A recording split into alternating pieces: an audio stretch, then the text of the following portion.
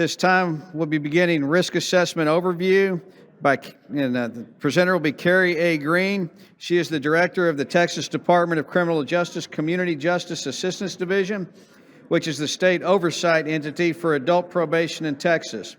Ms. Green directs oversight of approximately $488 million in funding, 123 probation departments, and more than 330,000 individuals under supervision.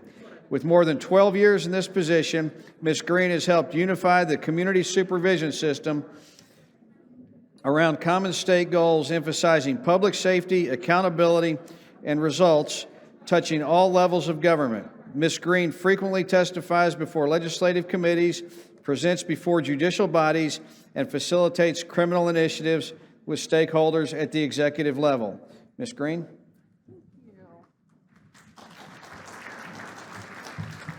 Thank you so much, Judge. How is everyone today? This is a beautiful facility. I love it. This is my first time to be here, so I'm pretty excited about it. I know that we have been checking it out for a number of our functions. I left the clicker over there. Let me grab it. Sorry. And I feel like I just lost 30 seconds of my time, right? Yes, my name is Carey Green. So nice to be here. Thank you very much for having me. I'm very appreciative of the Summit Planning Committee and all of the other speakers who come before me, and I know the individuals that you'll have tomorrow. I wanted to give an overview of the risk assessments, and before I can do that, I need to just tell you a little bit about kind of where I fall, I guess, within the system. My division is basically adult probation. That's the easiest way to think of us. We're the Community Justice Assistance Division. We're within the Texas Department of Criminal Justice. And we report up directly to the Board of Criminal Justice, but we do have a Judicial Advisory Council. And that Judicial Advisory Council, our chair is Judge Rose Reyna, who is out of the 206th Judicial District Court in Hidalgo. And then her vice chair is Judge Becky Palomo, who is out of the 341st District Court in Webb County. Just looking at our system, yes, we have 123 departments that cover all 254 counties within the state. We have right now about 335,000 individuals under supervision within the state of Texas. But that includes felons, misdemeanors, directs, indirects, our pretrial diversion population. When I say directs and indirects, just to give you an idea of who I'm talking about, our direct population are those individuals who are being actively seen and supervised by a probation department. In order to get funding from the state, they are classified as direct. So they have to be seen a certain number of times in order to get funding from the state. Our indirect population, you can think of them as individuals maybe who have transferred out of state, or they could possibly be absconders. So when you pull out that indirect population, the probation departments across the state still supervise about 200,000 people on active supervision on a daily basis. So we're the largest part of the system. You know, our prison counterpart is always surprised because they always think they're the biggest part. You know, funding-wise, they are the biggest part. It always takes more money to keep the lights on, right? But when you just look at sheer volume and the number of people who come into the system, probation is actually the largest part of the system on the adult side. And it really makes sense, even from a cost-effectiveness standpoint, because it costs, you know, about $2.50 a day to have someone on probation, you know, versus about, you know, $62 to $65 a day to have someone within the prison or the jail systems. So then looking at adult probation and where I am, again, I'm the state oversight entity. So we provide about $244 million to the local probation departments, but that's only 60% of the funding that they receive. designed like that statutorily. The rest of their funding, about 40%, and this is an average statewide, comes from the collection of reimbursement fees that are paid by individuals who are under supervision within the community supervision system. So this past, let's see, if we look at the first, I think, the last 3 quarters of, well, if we take the full last year, okay, full 4 quarters, it's about $139 million that they collect. And this is going to vary in our jurisdiction. So if you have a smaller department that's more rural, they don't receive as much grant money from me at the state level, then that percentage is going to be higher. You know, this is important because this is the funding then that is going to drive the program services, the resources that the local probation departments have within their communities. Also, too, again, the CSCDs then are responsible for day-to-day supervision of our population. We are, again, the state oversight entity, but then the criminal court judges, our district court judges and our county court at law judges are responsible for creating probation departments. They're responsible for appointing a probation director, and then they may appoint a fiscal officer if they determine that they need one. So before we can really talk about even risk assessments, I need to take just a quick step back, because the ultimate goal, you know, of our system is, of course, public safety, and then also changing behavior so that we can reduce the risk of reoffending. We have fewer victims in the community, and again, ties back to public safety. So there's an integrated model for recidivism reduction, and I don't know about you, but I think some people are kind of tired of hearing about evidence-based practices, right? I mean, anybody for real? You can raise your hand if you're like, come on. But one thing that I have to say is that it's probably not a term that's just going to go away. Because if you think about it, it is based on research. It means that we're adding research to our body of knowledge, and we're making decisions based on that research, trying to find what is the best way that we can effectively accomplish our missions and we can move toward our vision, right? So in order to do that, you really have to have this integrated model, and that means you have evidence-based principles, which are going to be your interventions, your programs, your services. Then you have the organizational development piece, and that's important when you're looking at organizational culture, policies and procedures, how are you integrating things, and then collaboration to make sure your stakeholders are involved. I emphasize this and why it is so important. I can give you an example. I was one of the first, well, I think I was the first person. We were part of a pilot. There were 2 officers at this time that were piloting the first cognitive behavioral programs within the Texas Department of Criminal Justice. This was in the early 90s. At that time, I had a parole caseload. I was an ISP officer, which is an intensive supervision program officer. So I saw individuals a minimum of 6 times a month. 4 times a month, they would come into the office, so every week, and then 2 times in the field. We were piloting this program, and they decided, whoever they are, the mysterious they we all have, right? And it was decided as part of the pilot, when you came out of prison on my caseload, you would either go into this cognitive program and do this cognitive program, or you would be placed on an electronic monitor. So you can imagine how excited people were to come do this program with me, right? So it's program or monitor. Well, so people did opt actually to do the program, and we started with the classes, and we're working through some things that in my mind I'm thinking are very basic, like asking for help. We worked on consequences for self, consequences for others, things like that. But I had this one guy whose name was Lewis, and I had supervised him before, and he had been revoked, sent back to prison, came back out, and he was back on my caseload. He did not like me very much.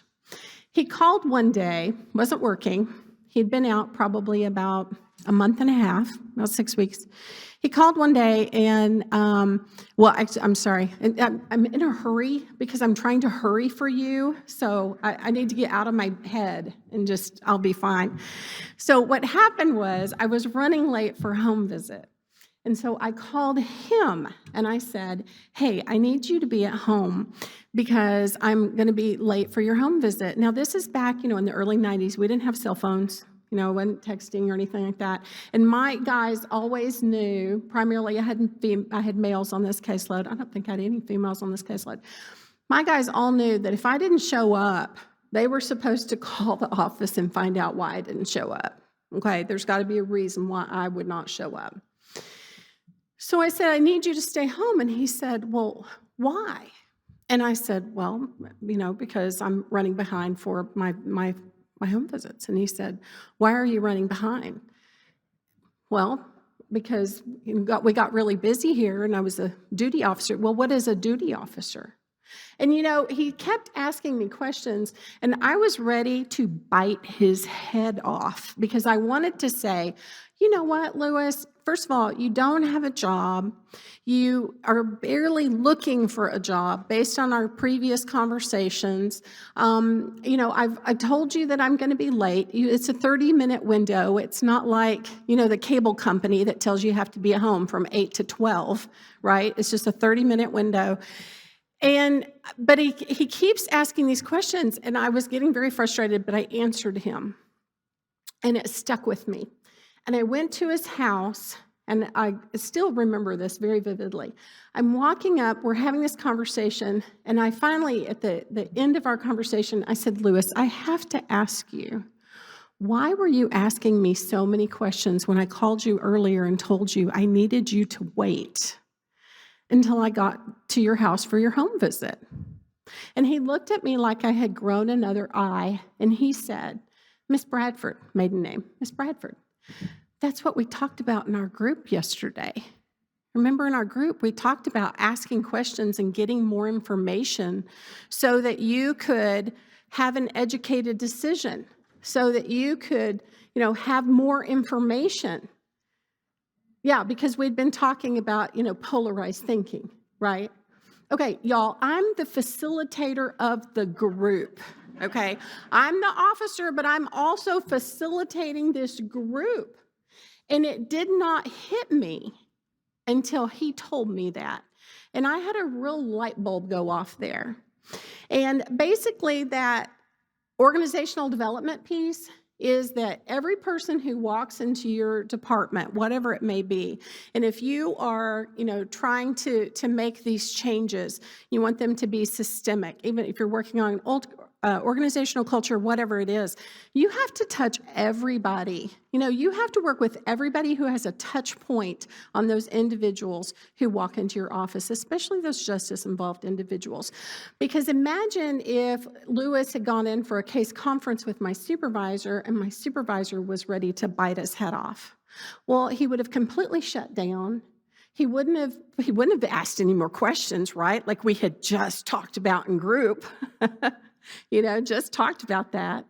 He wouldn't have done those things that I was trying to teach him to do. So part of organizational development, that piece is making sure that whatever your programs are, these evidence-based principles, whatever it is, that you are actually integrating those in your day-to-day operations of your department. Because evidence-based practices is not a program you just plop down on top of whatever you're doing at your office. It's not just, we're doing evidence-based practices because we're doing thinking for a change. No, that's not the case. Okay, so we have to think about what that foundation is and how, if we are going to truly reduce recidivism, we have to consider this integrated model, where you are actually thinking about the infrastructure and how you're collaborating with other people. Okay, so when we're looking then at evidence-based principles, so that is, the top little circle there. We put it now in this hierarchy. The foundation is to assess risk. Now, what are we talking about there? We're talking about risk to reoffend, We're not talking about stakes. Stakes are different. Stakes are when, someone, like a sex offender, a murderer, aggravated assault, aggravated robbery. I mean, if that happens, it's more serious. Yes, it's very harmful.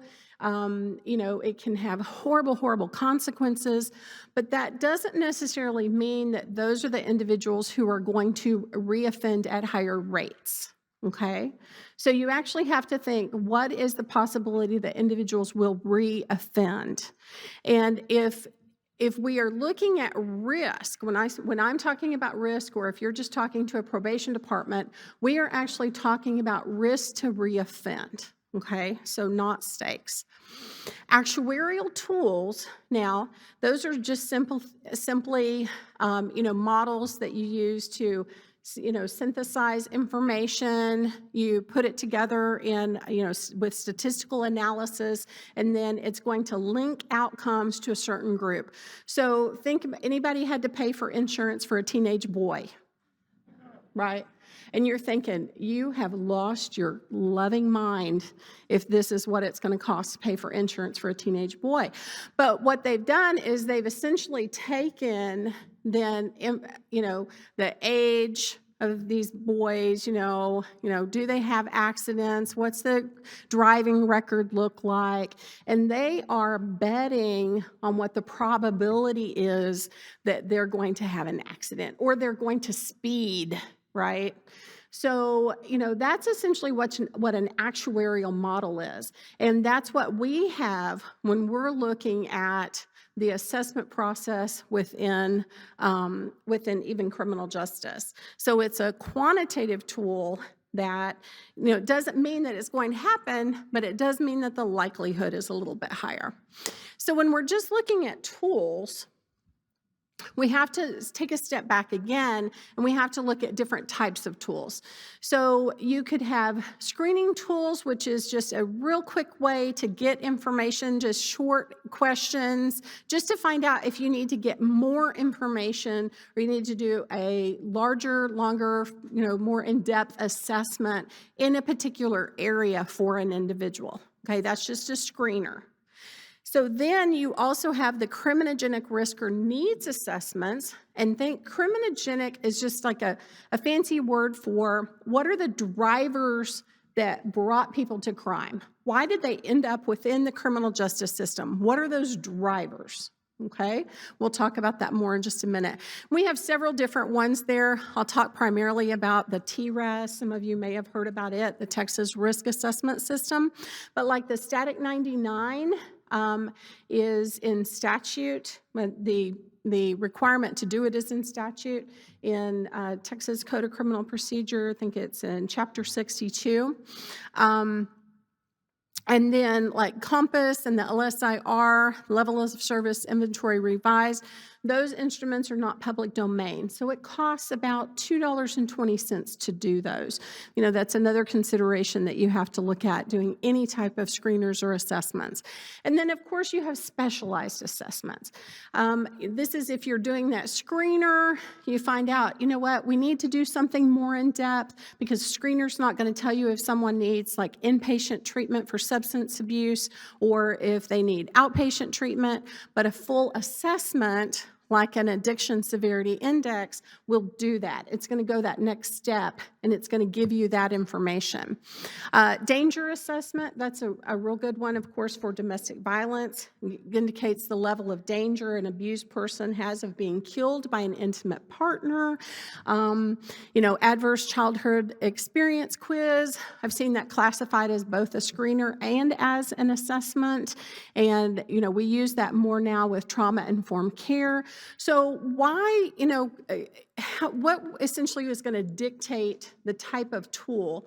Well, it could be by statute, it could be by standards, so jail commission standards, TDCJ standards, it could be by policies and procedures, specialized populations. So there are a lot of different reasons that you would use these different instruments. But, the main thing is if you're really starting to check them out, you have to be sure that they are valid and reliable, You have to look at cost, see if there is anything in the public domain. You also have to consider training as a probability, and if it costs money to do training, or if it's something that people can just get online, get it very easily. Is it copyrighted? There are a lot of considerations that you have to make, around risk assessments. So the Texas risk assessment system is actually a fourth generational assessment tool. And what I mean by that is first generational means it's just my professional opinion. Okay, I've had officers before say, oh, I can look at someone walking in the door and I can tell you if they're going to be high risk. I can look at someone's criminal history and I can tell you they're going to be high risk. Oh yeah, that's kind of scary. I don't want to be supervised by those people. That's like me going into my doctor's office and I say that I have a headache and he says, okay, go ahead and just take 2 aspirin and go home. Because he's not asking me any other questions about my headache. Did I fall? Did I hit my head? Have I had any other kinds of symptoms? Anything else that's been happening? If people were to do that, if we just relied on professional judgment alone, now don't get me wrong, because professional judgment is still very important, but if we just relied on that alone, we'd probably be looking at malpractice. So it is important that we use more advanced assessment instruments. Second generation tools basically incorporated, static risk factors. Third generation use static and dynamic factors. This one is a fourth generational tool, which means that it incorporates responsivity factors. I'll talk about that in just a minute. But then it also integrates case management along with that. Again, we'll talk about that a little bit more. It's been validated specifically on the community supervision population in Texas, and our cutoff scores are specific to Texas as well. That was really important because it came from Ohio. Our population in Texas is very, very different than the Ohio population. We have screeners for this instrument too. But then we also have trailers, which essentially means that if you do a substance abuse trailer or a mental health trailer in conjunction with a TRAS instrument, it will give you more information about additional needs that people will have, okay, if they're part of that specialized population. Now, I do want to mention the pretrial instrument. I don't know if you can really tell, but it's not included as part of the Texas risk assessment system, although it could be included. What I mean by that is that not all of our probation departments do pretrial bond within the state. And so probably about, I think it's 57% of our departments will supervise bond cases. So we do not require any type of pretrial instrument. There are about 24 different types of pretrial instruments, across the country that you can use. This system does have an instrument. Some of our departments do use it. It's a pretrial assessment tool. It's online, it's free, it's public domain. You don't have to go through specialized training to use it because it is simple. The primary purpose for pretrial instrument is to determine if they're going to fail to appear in court, and then safety, public safety, safety to the victim, right? And then, of course, I have listed there the praise tax, which is based off of the public safety assessment that was created by the Arnold Foundation. And praise tax is it's a web-based system that the Office of Court Administration put together for Texas for individuals to be able to use. Now, on the probation side, as you start to move into and use TRAS, it is a post-adjudication instrument. However, we do have some departments that have started to use it pre-plea, and that's what their judges want them to do. So, and they've worked that out too with the DA's office and also with the defense attorneys, the defense bar. So pre-plea is a post-adjudication tool primarily. Some departments are using it pre-sentence, but A lot of departments will use it after individuals have been placed on probation, and then they'll go back and they'll amend the conditions of the court. Because, of course, it was the 85th Texas legislative session, Senate Bill 1584 passed, which requires judges to use a risk needs assessment, a validated risk needs assessment, before they order conditions of the court. So it is used for that purposes in probation. But it also gives supervision levels. It is used for program referrals. And then, as I said before, it's also used for case management. As you start to move into the prison system, we do, a government code for the probation department's government code 509 mandates the probation departments use this system. Government code 501 mandates that TDCJ will use this system. And the system, it's not just a couple of independent assessments. It actually builds on itself. So once the community tools are done, then those tools can be accessed if an individual is revoked and sent to prison. Those tools can be accessed by program staff within the prison system to see how they scored out on the TRAS. And then likewise, it'll continue to build from there. So on the prison side, there are just a couple of questions that are related to TRAS. It is done as part of a larger assessment that's done for classification purposes, for housing purposes, and then also for program referrals. The Reentry and Integration Division uses TRAS much more in depth than what the prison system does. They have two different tools. One is used for individuals who've been in prison for less than 2 years. One is used for individuals who've been in prison longer than 2 years. And the reason they're doing that is they're looking at disposition while they've been in an incarcerated setting. So that'll make a difference, if you've been in prison for, 10 or 15 years versus you've been in prison for a year and a half. And so the Reentry and Integration Division will use that for program referrals, but also for referral needs for people entering back into the community. And then on the parole side, they'll use it very similar to probation. They'll use it for supervision levels and then also those program referrals as well. The criminogenic domains, I told you, these are the things that drive people toward crime. And each domain scores out, so we come out with a composite score. Again, we do have different cutoff scores than the original ORAS, the Ohio Risk Assessment System.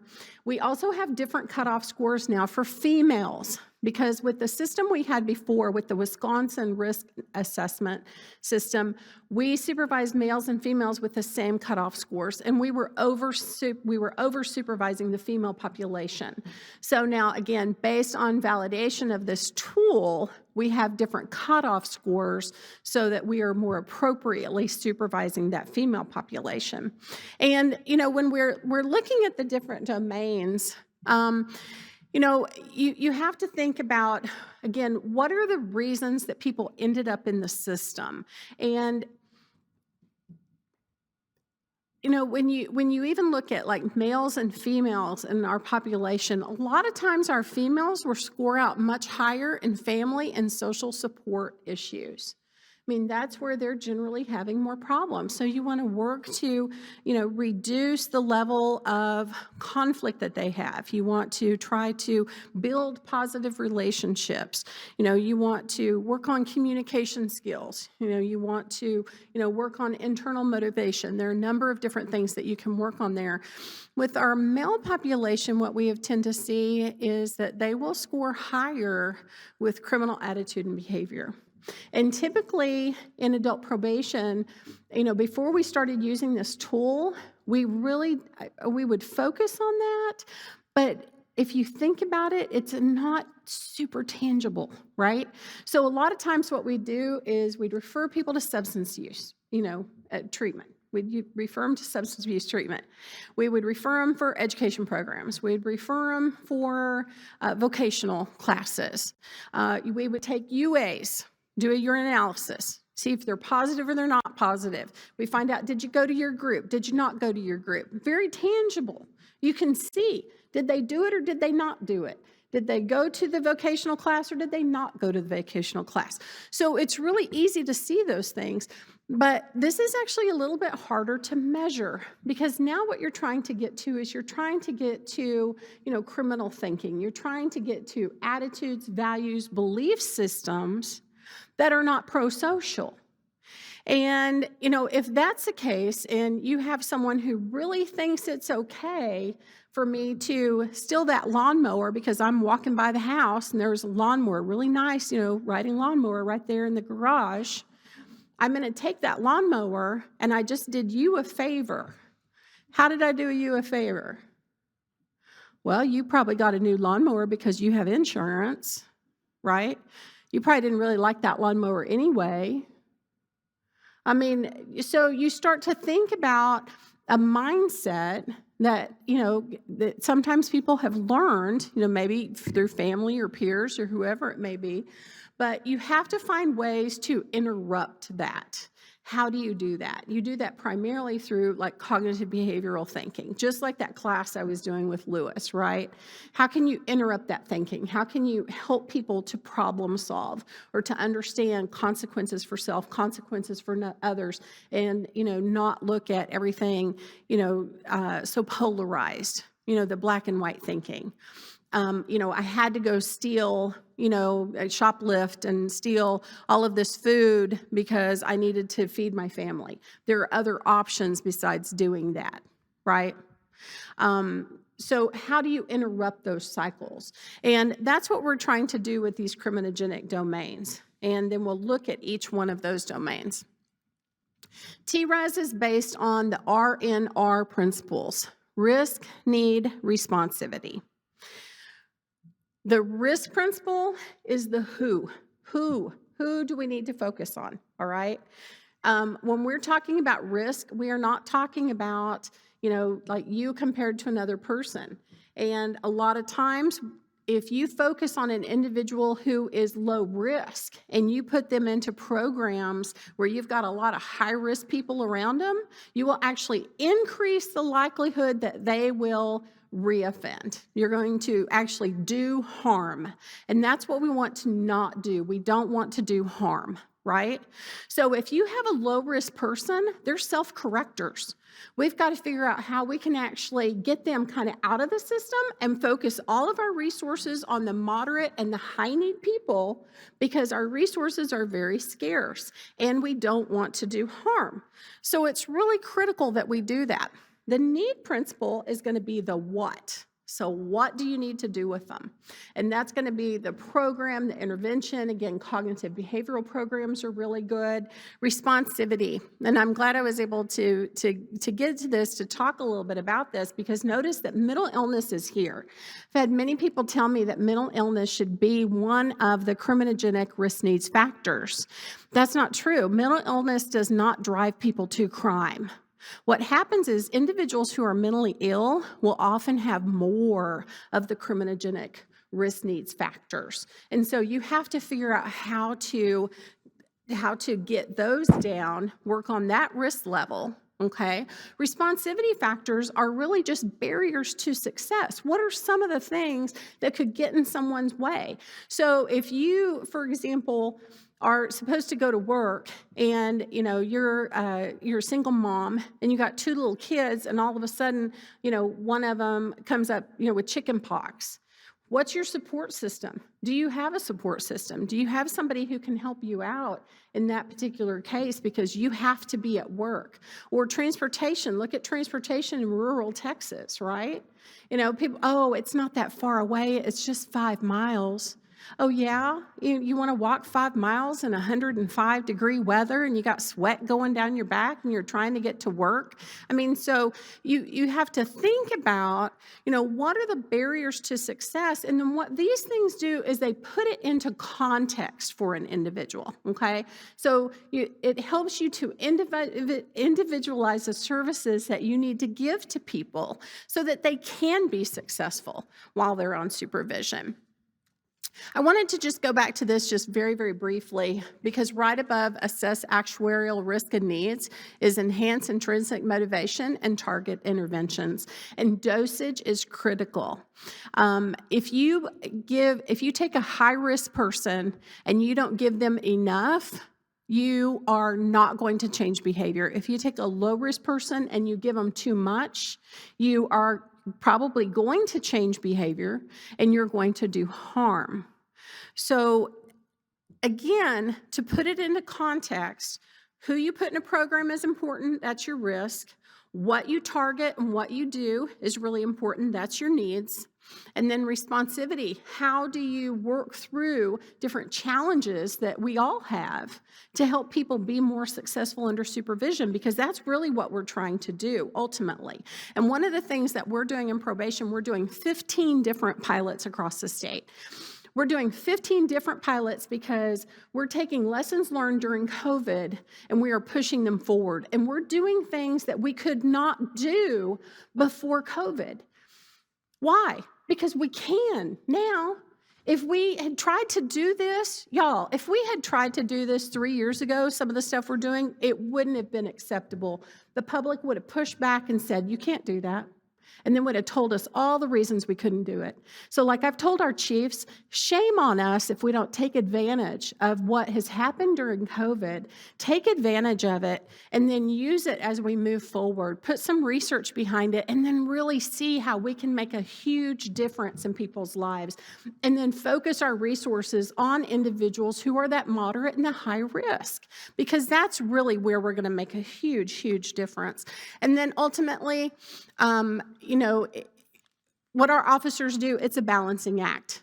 We're working on risk reduction, which is going to be the need side of the principle, but we're also working on risk management, which is going to be part of that risk side. If you have an individual who's super high risk, then you're monitoring that and sometimes even working to get the risk down a little bit before you put them in a program with other people. Okay, so I know that I'm out of time. I just want you to know, though, that it's really important that you intentionally sustain all of your efforts that you do when you're moving forward. You can't just stop, or you will go back and you will slide. You will go back and do all the things that you used to do before. And so, again, just using risk assessments as a foundational piece, that's how we're going to make a difference, and we're going to actually reduce recidivism within the state. So thank you very much. I have some business cards. If you have questions, you're welcome to email me, call me, whatever, and I'll be here all day tomorrow as well. Thank you.